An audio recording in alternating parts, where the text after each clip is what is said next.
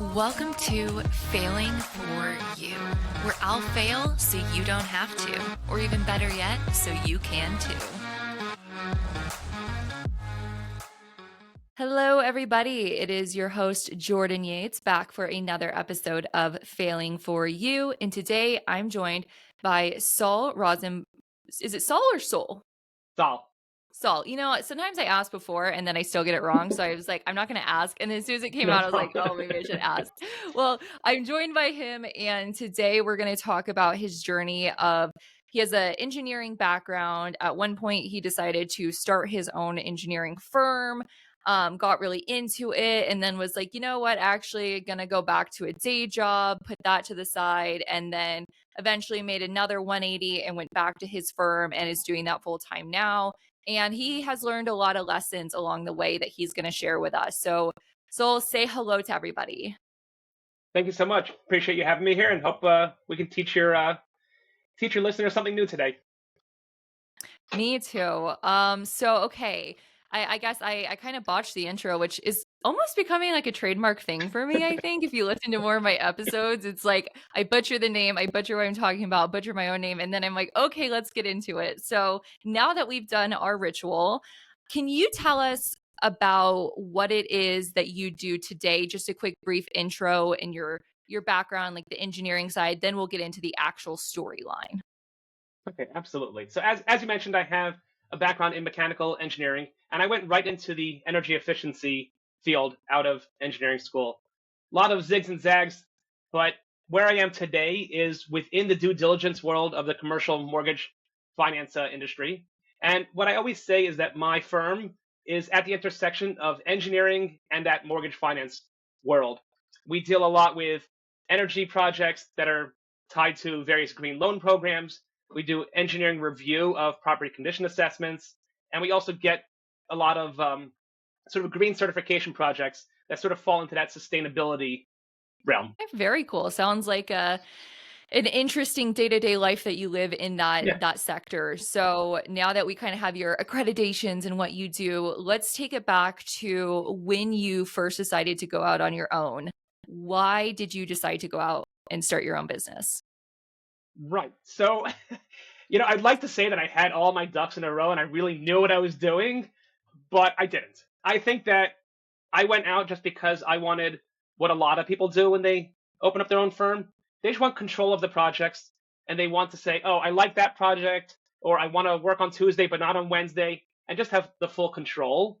So thankfully Mm-hmm. things turned out okay in the end, but yeah, those things are big myths, and yeah. Thankfully I survived, but it's really not the best reasons to go out and do your own business. How old were you when you decided for the first time to try it? I was 30. Okay, so Yeah. still pretty fresh in your career, a little bit of experience, but not like, fully set up in life. So you're 30, you go out and it's shockingly you were doing well financially with it, which is a lot of times the reasons people will stop doing their business is because it doesn't work. They had a idea they thought was good, it failed, but that wasn't the case for you. You actually were doing okay financially with your business. But can you walk us through like the reason that you decide like this is kind of too much? Right. So I started the business in 2007, and it was in 2017 that I pivoted. Basically, one of my clients was creating a new position within our industry, and they said, "Hey, we'd like to hire you into it." And what it came down to was I was completely burnt out. I did not have a good Mhm. structure with my firm. It was just me at the time. I did not have a good plan for scaling and building out new projects. I did not have a good plan for, you know, how many clients would I take on at a time or how I would develop new clients. It was just sort of Mhm. running ragged and just saying, oh, okay, hey, new client, sure, new project, no problem, and just taking on everything without a real plan. And so I think because I was doing well financially, I probably hung around longer than I would have otherwise. But yeah, I mean, like you said, the money side of things was totally fine. But because I was so burnt out, getting overwhelmed, when they came to me with that offer in 2017, I really did jump at. I'm like, you know what? This is the right time to go and do that. So when you were getting to that point of feeling the burnout, you said it was 10 years that you last, I mean, that's pretty good. Most Yeah. people don't even last at a job that long. Did you ever try to scale in that point, or did you just decide like, I want to keep all of the money in house, like I want to do it all myself because you don't have to profit share when you keep it all in house, or what was your reason for keeping it in Right. house? Right. So I think that you do touch upon a point, and this is a sort of a pitfall that I think a lot of solopreneurs can fall into, in that you take on an extra job because you're like, ooh, sweet, an extra $500. I can do that, even though it's Yeah. already 11 o'clock at night, and you really should, like you're already past that time. So I think that you kind of get to that point where you're like, okay, this is getting a little crazy. I need to shift something. But I don't think I realized at the time how bad it was, like how bad my planning was. Because from an engineering perspective, I had good clients, I had continuous projects. I don't think I really realized that it was, poor planning, when it came to scaling and taking on new clients, that was really the crux of it all. Yeah, no, that's the tricky part in a lot of businesses is the scaling Sure. factor. Like there's a lot of like documentation, paperwork, teaching that goes in, and a lot of unpaid hours up front of having to grow your team, and then receive the benefits on the back end. But to me, that's always been something that's scary in my business. And it's like, gosh, I could keep this monthly paycheck to myself, or I could split it with a team, but then I have to get more customers, and it's just like very Right. overwhelming. When you were in that period of time, did you ever have anybody try to give you advice and be like, "Hey, maybe you should do it this way"? Like, were you receptive, or were people ever trying to help you? Not really, because I wasn't really. It wasn't that they weren't trying to help me. I just wasn't reaching out for help because I didn't think I had a problem. And it's funny because one of the reasons I enjoy, I have a sort of side thing where I like to mentor younger engineers. And one of the reasons I do that is because, especially in the early part of my career, before I went out on my own, I had some really good mentors, great guidance who taught me a lot. And it was also, I learned a lot in that 3-year period that I went back, which we'll discuss, to that full time role on the management side of things. But sometimes you don't see your own issues. And sometimes it's a catch 22. Like you talk about Mm. outsourcing and getting new people. Yes, I could hire someone, but then I got to train them. It takes time and they're going to take some of the money. Is it worth it? And it's easier to just say, hey, I'm just going to continue the way I'm doing it, even if it is not, best for your mental and physical health. You just kind of, you just be like, all right, Mhm. I'll push through. It'll be all right. Don't worry about it. Yeah, no, I find it to be very overwhelming to teach somebody to do what I'm doing and take over because I feel like I have a chaotic process and it's like the output looks good and the customer likes it, but to have to explain my process to somebody else, I've always found to be incredibly difficult. Yes. And so it's something that I've had to over the last few months like slow down and start writing out and charting everything I do because I'm like, okay, it's not sustainable like this. So I've definitely learned personally as well, but I want to go to when you took that job offer from one of your customers. I've had some of my customers offer me jobs that were, my customers, and I like the relationship dynamic, but I was always afraid of making the transition to being then employed by them. Was there ever like any hesitancy there of like the relationship changing and possibly not being in your favor, or was it a smooth transition? So the only hesitancy was really coming from, do I want to be, beholden to one entity, to be a full-time Mhm. employee? But I had no qualms about dealing with them because I liked them. Like I had already, I'd been out to their offices, many times. I knew all the people there. It's just a great group of people to work with. I enjoyed my role there, and so I knew what I would be going into, what it would be growing to, and I thought, okay, this will work out well. And so no, I really didn't. From that side of things, I didn't have any issues. The truth is, though, the one thing, part of my hesitancy, I was actually afraid, like sort of holding back, like to tell some of my other long-term clients, like, hey, by the way, I'm being hired full time, so I can't work with you anymore because of the conflict of interest. Because I felt like I was letting them down. So that also held me back slightly. Yeah. What was that like? Walk us through those conversations and kind of how you had to like pump yourself up to do them.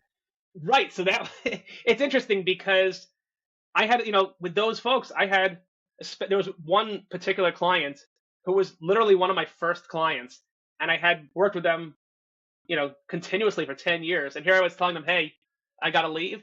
And I was actually really happy. They were like, you know what? I completely understand. We're sad to see you go, but you have to do this. I understand why you're doing it. And I kept that relationship up with them so that in 2020, when I came back to the firm, they were one of the first people I reached Mhm. out to, and they were like, "Oh, sweet." And since then, they've been sending me more work. So it's people like that. Wow. You really learn somebody's character when they're happy for somebody else, even though you're leaving a hole for them. And I'll tell you Yeah. what's interesting. Share a story from my early career. I was 3 years into my career, my first job out of engineering school, and out of the blue, I got a call from a recruiter for a business development position still within engineering. It was a good mix that I now see is Mhm. sort of the way I like to mold these jobs, where it's a good combination of business marketing and actual technical engineering. And I remember, never heard of this company, but they came to me with this offer out of the blue. And I remember telling my boss at the time, I'm like, listen, I'm sorry, but I'm giving my 2 weeks notice. And I told him everything about it. He goes, listen, Yeah. you know that I love what you do here. I love what you give to the company, but you need to take that job. He's like, I can't offer you Wow. this. He's like, I can't offer you the same opportunity, the same development that you'll get from that, and and the money. The money was also better. But he's like, I can't offer that to you. He's like, as a friend, as someone who cares about you, you have to take that job. You know, we'll deal without you, but Yeah. that's it. That's very lucky to have had a Yeah. boss that's like that because, so many people work in more, quote unquote toxic places or ones where it's like their boss is desperate. They can't lose you. They don't want to lose you. And they'll be like, no, no, Right. no, no, please stay and like guilt you. And I think that's really cool that you had the opportunity to have that kind of boss. Did that inspire you at all in your mentorship journey of mentoring Oh younger yeah. engineers? Oh yeah, that it's actually that guy specifically. I model a lot Uh-huh. of my management style off of him. Like he was amazing. But I think that, well, first of all, you talk about toxic workplaces.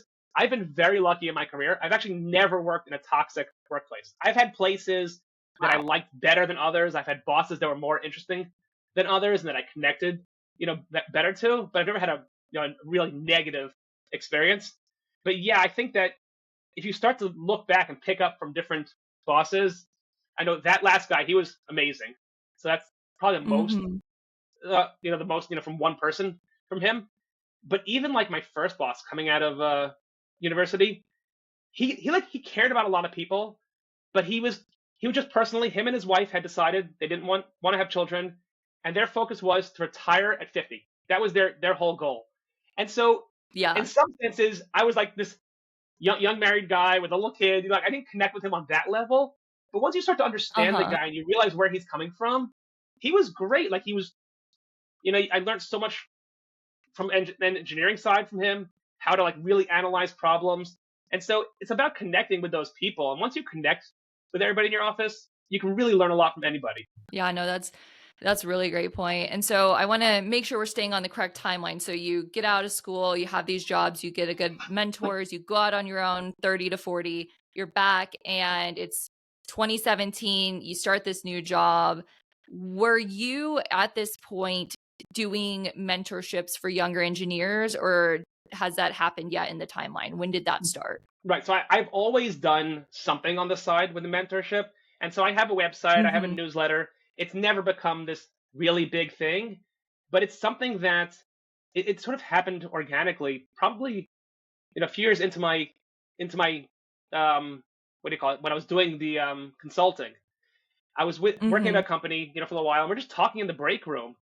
And so I'd always, you'd help somebody out around the office, but I never made it anything more formal until, we're just talking with some other engineers. And I mentioned something about, well, my mentor once told me, and I see like these blank faces, and they're like, what are you talking about? And that was only then that you realize that, oh, what I completely took for granted, all of these really good mentors, supervisors, people who helped me guide me along the way, is not the norm for everybody. And so Yeah. you're like, wait a second, that's so not cool because I know for a fact I would not be where I am in my career today were it not for all those people that sort of helped push me to some level or to help me develop into a better engineer, a better manager, really a better person, honestly. And so it's sort of my way of passing it on to next generation of engineers. There's something I've noticed with the trend of mentorship and like CEOs and successful people. And recently, as I've gotten to know some more CEOs, it's like they all have mentors and their mentors have mentors. And it's like, there's something I've heard from people that are like doing well is like, oh, I have a mentor. But it seems to be like a formal thing. Like, okay, like I've literally asked them to be my mentor. It's not just like I work for them and they're helpful to me. And it sounds like you've formalized a bit the mentorship process. But I've noticed a lot of people go out seeking mentors. Are the people that you mentor, are you reaching out to them? Are they coming to you? Like, what's the process like? Or is it something that happens organically? But it's generally organically. People find, I'm pretty open about the fact that I like helping younger engineers, on a lot of my LinkedIn Mhm. posts. I have a website, the newsletter. So sometimes you'll have some of them, they'll just reach out to me, they have an issue and ask for a little guidance. I think that, you talk about like a formal process, and I know that does exist. In my own personal life, it's never been a formal process. It's really been just Mm. somebody you've connected with over the years. And so they've helped you in one way or another. I think also you can find, okay, here's somebody who's really good at mentoring on, financial matters. Here's somebody who could help me, with family relationships that you're having trouble with, some relative. So different people can help give you input. And I don't think people should be too focused on, finding the mentor. Just Yeah. be open to learning from everybody, and you'll find those people over time. I feel like there's many times I've encountered, professionals where I'm like, I kind of think that they would be a cool mentor, but I'm almost shy to ask. And I feel like in engineering, there's a lot of us who are more shy, lack some of the social skills, and maybe do want mentorship and haven't thought about it. But now maybe they're listening and they think this is something I want to strive for. Do you have advice for somebody who's reaching out to somebody that they want to be their mentor? And maybe this person isn't like you, where it's like, hey, I'm a mentor for young engineers. It's just a person that they aspire to be like. Do you have any advice for how to start that relationship? Right. Well, I think that when it comes down to it, almost all senior engineers, like there are some who are grumpier who just want to be left alone, but I think a lot of them want to share, like their love for their engineering field. They want to share their Mhm. passion that they have for this specific type of product. So if you don't want to come to them as a burden, like continuously peppering them with questions and saying, "Hey, what about this? What about that?" But if you show a genuine interest in what they're doing, and you just say, "Hey, I saw that article you wrote. I saw that project you're working on. You know, what type of experiences helped you get to that point?" And just engage with them on a more natural level. I think that helps out. And it also goes, the same thing goes for when you're looking for a job. If you reach out to Mhm. somebody thinking about, hey, let's start a conversation. And so if you tell them, this is what I'm looking for, do you have any guidance for somebody trying to move that direction? They're having a conversation with you. If they think you're a good fit for a job they have, they'll give it to you. They'll make you an offer and say, hey, why don't you come in for an interview? But the Mhm. real beauty of it is that if they don't have a job, they can still help you out and help, pass you along to the next person, tell you a skill that you should start to develop. So think of it in terms of conversations as opposed to just, this quid pro quo where, hey, what can I get from that person, and move on. Yeah, I was about to ask, so like on the flip side of things, have you ever had somebody reach out to you, request for you to mentor them, and you say no because it felt like they were in it for the wrong reasons? So I've never had somebody specifically, ask to be mentored and then, do that. I have had people who just start peppering you with questions, and you tell them, listen, hey, why don't we put this all together? Let's, I can give you a half hour on Friday, and they keep, overstepping their bounds, because you have to realize Yeah. there is a bit of a power dynamic where if you're the younger engineer, you are asking a favor of somebody. You have to be respectful of their time, respectful of what you want from them, and so just come to them nicely, come to them, with a little bit of humility. Certainly will go a lot farther. That's a good point because I've had some similar situations and not necessarily I was mentoring somebody, but they kind of like asked for my help in like how to like do some like digital marketing stuff. And it's like, you are in the position of being the expert, you help them with something, and then all of a sudden there's hounding you, hounding you, hounding you, and you're like, let me answer your last question first. And then it's like I feel bad because I'm like, oh my God, like I'm so overwhelmed with everything else I'm doing that it's like I feel the urge to like ghost because I'm just like, I can't get to it right now. And so it's definitely like think about if this person is somebody that you want help from, then they're probably doing a lot. They're probably busy. Like Right. be considerate when you're reaching out to them if you want this to be a lasting relationship and just be self-aware. in the side that you guys are showing up in. So Right. now that we've kind of covered that a little bit, I want to hop back in. So we're 2020 now. We are at the end of your time at the full-time job you took and moving on to back to owning your own business. Right. Tell us about that transition and why you decided to go back to owning your own business. Right. So um, I'll sort of jump ahead to now and tell you that I'm very happy with how everything turned out. But in Yay! early 2020, I did not decide. It was decided for me because we got to the end. It was, Corona hit, end of March. And so all of a sudden, we had good year in 22. 2023 was sort of humming along. And then all of a sudden it's like, wow, we just fell off a cliff in terms of workflow because I was doing engineering work, but it was within the mortgage Mhm. finance world. And so all of a sudden, nobody's buying anything, nobody's selling anything. All of this commercial property is just, staying stable. And so, we kind of moved through April.